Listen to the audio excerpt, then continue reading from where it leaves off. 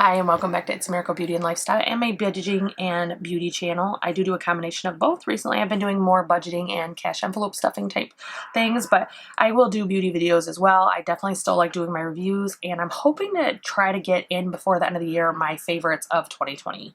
So today I am actually going to do my weekly check-in for the last week. Let's find that page. And then I'm also going to show you my plans for my cash envelopes in 2021.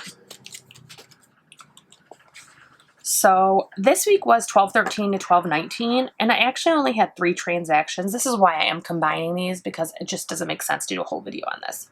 I had 2 business expenses. Again, don't come out of my normal account, but I want to start keeping track how much I'm spending there. And then I had 1 frivolous expense of $475. If you saw my annual goals for 2021, that was the purchase of the kit that had those forms in it, and I did purchase it just for that reason. So if we look at my weekly check-in, and I just want to note a couple things. If you saw the prior video, I had some errors. This was wrong. One of these were wrong too. Oh, my business was wrong. So there's a couple things I had to fix after I got off camera. I think it was nerves, kind of had me looking things a little bit backwards. However, this week did really well. I spent 0 on groceries, which, considering I had nothing left in my grocery budget, that's really well. Medical and personal, I spent 0. Home and car, I spent 0. Frivolous, I spent that $475. Obviously, you don't start with anything in frivolous. It's unbudgeted, so it's definitely one. The only reason I have a frivolous and an unbudgeted is because frivolous is certain categories for me, like planner stuff, stickers, beauty, things like that. Whereas unbudgeted could be a furnace repair. It's like could be anything unbudgeted. So kids had 0. Business, there is that $153.64, and then unbudgeted and eating out both had 0. And that is why I combine these, because there's just no reason to have them in an individual video with 3 transactions the whole week. So coming up on my paycheck is this week, and I am planning on paying my express, and I'm planning on paying majority of my car insurance that will be due for USAA. This is my former car insurance company. I recently moved it, saved about 50% roughly. 45%.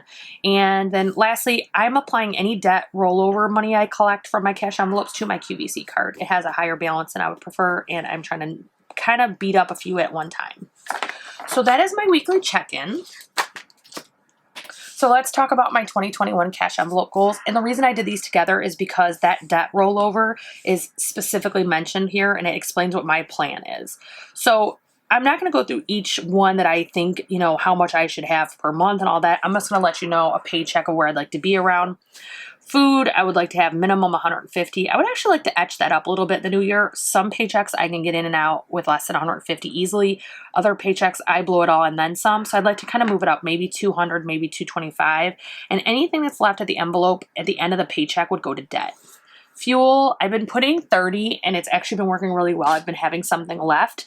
However, I'm thinking about leaving it in the envelope till it gets to 100, and then anything over 100 at payday when I do my cash stuffing goes to debt, anything over 100. With pets, I've been thinking about doing the same thing. I've been using 20, thinking about stepping it up a little bit, and then once it gets to 100, rolling out anything new and just maintaining 100. So if I deposit into my cash envelope and it's 125, then 25 goes to debt. 25 doesn't ever even go in the envelope, only 100 stays in that envelope. Meds is my prescriptions, and this one I'm not super pressed about, I will say. I would like to keep 300 in it, and then again roll to debt anything over and above 300. But we do have our FSA activating back in January. We did use it all. I think in July was the last month we got to use our FSA before we maxed it out. And so I would like to have some cash in here, especially with deductibles coming up. This in combination with my medical fund can be really useful. And then spending is $50 no matter what. It's $100 per month, and that rolls to debt whatever I don't use. Subscriptions, this one is one that's a short-term envelope. I actually just took the $65 I had this month, combined it with the $36 from Ibotta, and I deposited in an Apple card that paid for my Disney Plus for an entire year and January's subscriptions from Apple. I'm actually going to be taking $50 from this paycheck and doing the same thing. Once I reach about $250, that will shut off and it will be done. But overall, I need about $400 for everything if I max out all my subscriptions. I've been going a lot less lately. Kids, 30 is the bare minimum. I do prefer to deposit 50. $30 per paycheck goes to my son for his help for babysitting. So I want to make sure I'm keeping a little bit of rollover in there. This is another one. I would like to get 200 in it and then roll anything I have out. That one's going to roll to beauty to help with both haircuts and the actual beauty envelope with my hair and beauty appointments. Haircuts, I would like to get to $250, and then again, roll it over. Probably to debt. I haven't decided. Put none because I'm just not sure. I don't know we'll ever get to 250, so I'm just not sure about that one. Date night doesn't have a rollover, nor does it have a monthly goal. I just would like contribute something every single paycheck and let it kind of pile up. We're not going to restaurants right now. First of all, they're closed in Michigan, but even then we're just being extra cautious. So it's for next year as things calm down. Household, I actually would like to get this to the point that it has 300 in it.